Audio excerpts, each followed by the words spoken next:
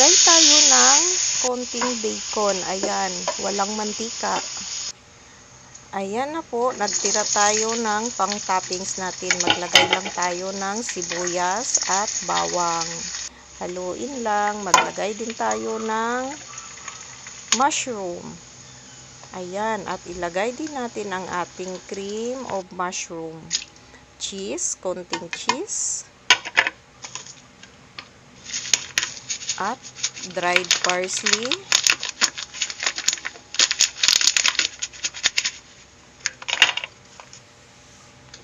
At paminta. Haluin lang natin.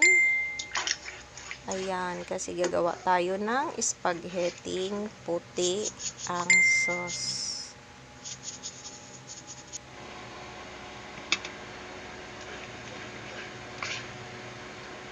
Ayan na po.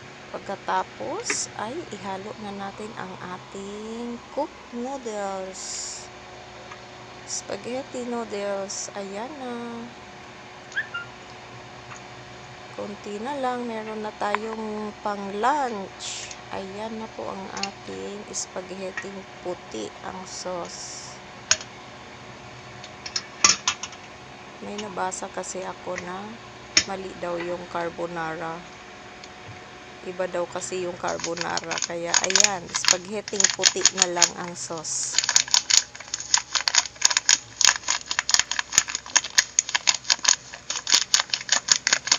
Ayan, lagyan ulit natin ng parsley sa ibabaw. At lagyan din natin ng parmesan cheese. At ang ating tinirang crispy bacon. Kainan na! Thank you for watching. God bless. Merry Christmas.